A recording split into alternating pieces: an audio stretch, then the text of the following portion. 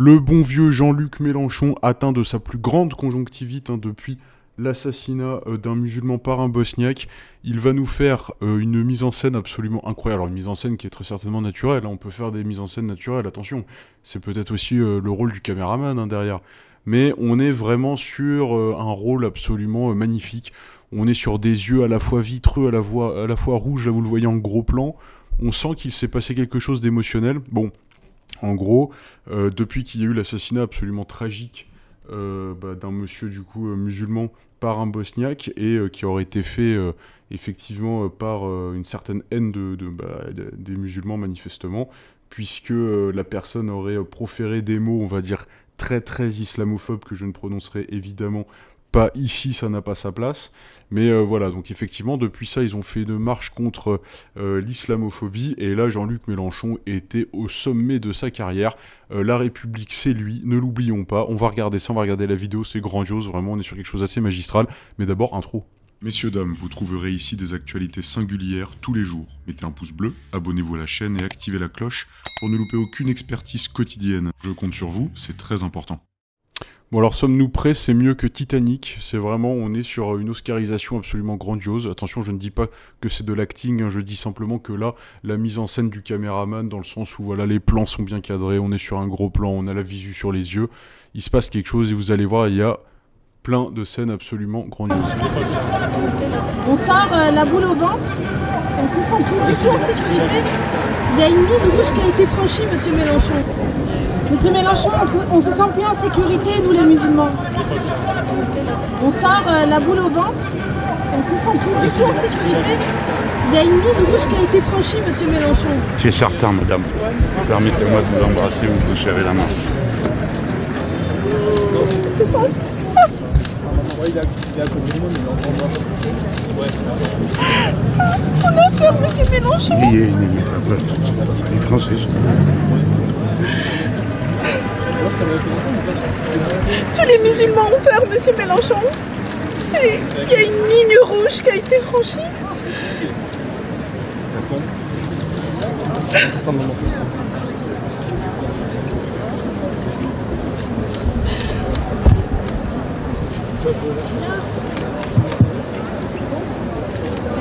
Bon là on est sur quelque chose d'assez grandiose, alors évidemment, parce que qu'est-ce qu'on va lui rétorquer? On va lui rétorquer la sempiternelle question, hein. C'est pourquoi on s'émeut là et pas ailleurs. Le problème, c'est que cette question, on peut la poser absolument à tous les courants politiques sans exception.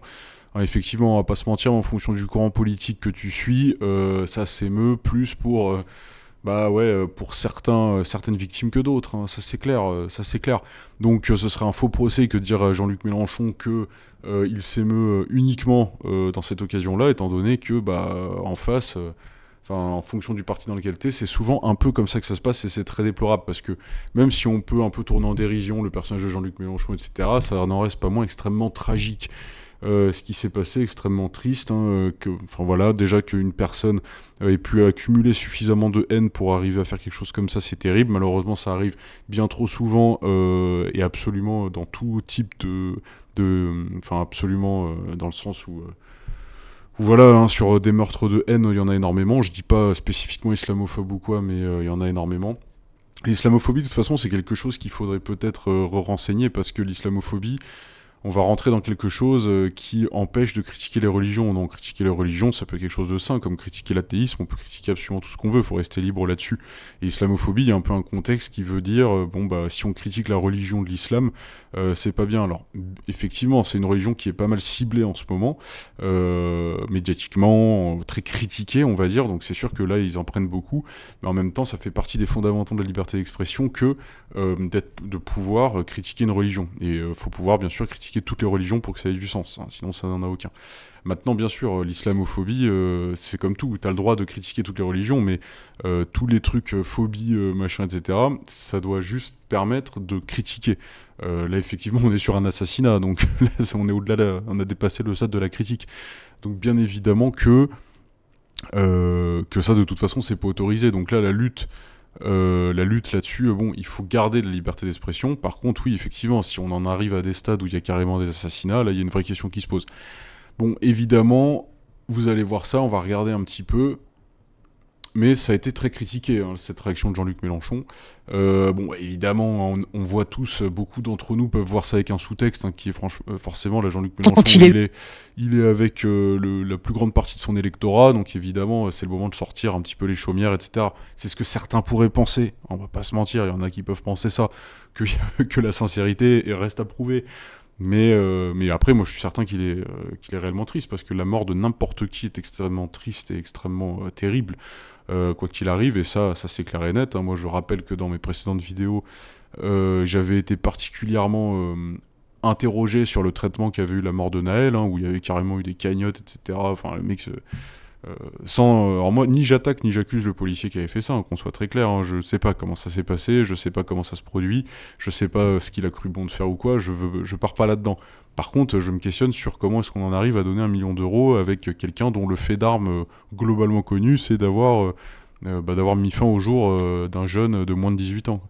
Je me pose la question de comment est-ce qu'on en a pu arriver à être autant motivé à donner autant de sous à cette personne.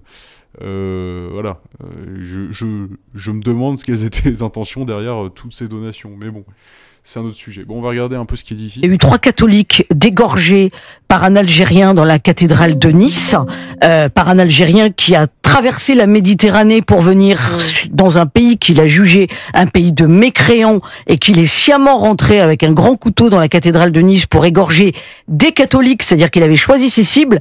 Je n'ai pas entendu Jean-Luc Mélenchon pousser des cris d'orfraie et dénoncer cet attentat, et je ne l'ai pas non plus entendu appeler à une manifestation contre la cathophobie. Quand il y a eu 3 catholiques... Ouais, bon, ça, évidemment, c'est les réponses auxquelles on pouvait s'attendre. C'est le cas toujours, hein. Enfin, de toute façon, il y a toujours, je dis pas que Jean-Luc Mélenchon fait ça, mais de toute façon, dès qu'il y a un fait de société, peu importe le parti, bien sûr qu'il y a la récupération politique, c'est comme ça que ça marche.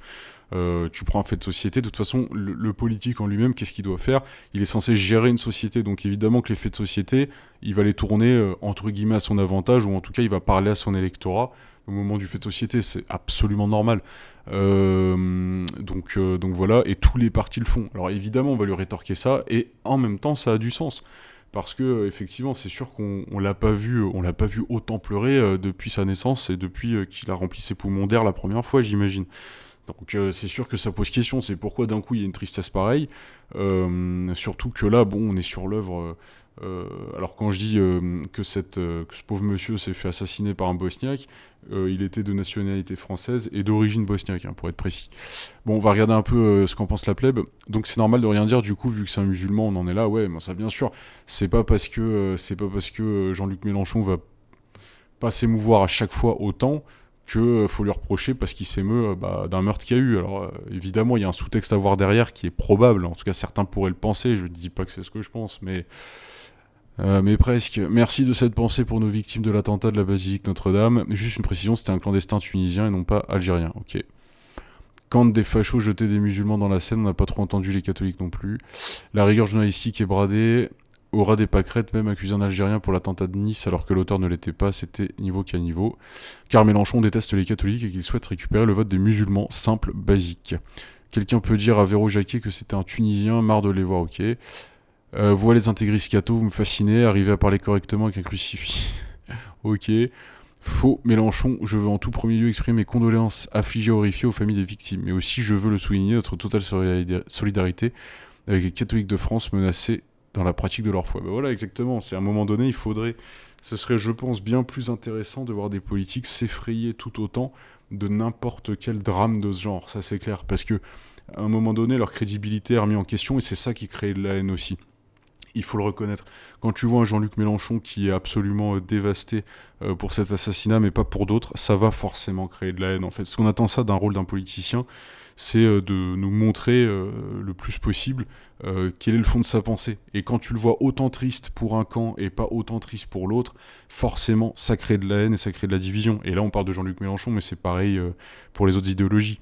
C'est absolument pareil. À un moment donné, il faudrait qu'on se mette peut-être un peu tous d'accord que tout décès, notamment dans des conditions comme celle-ci, c'est-à-dire un assassinat, un meurtre, c'est absolument dramatique, quoi qu'il en soit. Quoi qu'il en soit, toute personne abattue qui ne devait pas mourir à ce moment-là doit être un drame. Sinon, on va pas pouvoir s'entendre, il y aura toujours de la division, parce qu'il y aura toujours de la rancœur. Tout le monde se dira, putain, mais là, vous étiez pas là, là, d'un coup, on vous entend, mais avant, vous étiez pas là. C'est aussi ça qui crée de la division. Et tous les camps, malheureusement, la nourrissent énormément, cette division, en faisant ce genre de choses et en choisissant leurs électorats.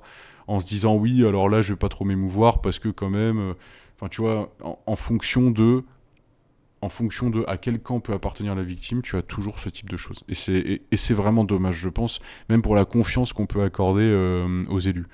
Les crimes à cause des gens comme toi qui appellent toujours au racisme, à la haine ou encore à un Algérien, tu n'en as pas d'autres.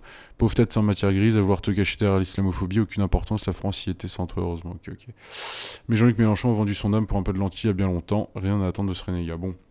Après voilà, ça aussi c'est disproportionné. Enfin bon, de toute façon c'est les conséquences de ce que je viens de dire, selon moi. Bref, ça reste quand même très sinistre ce qui s'est passé pour ce monsieur. Ça l'est à chaque fois, je le redis, je le répète, à chaque fois qu'une personne voit sa vie se terminer alors que ça n'aurait pas dû être dans l'ordre des choses. C'est absolument dramatique, quoi qu'il arrive. Voilà.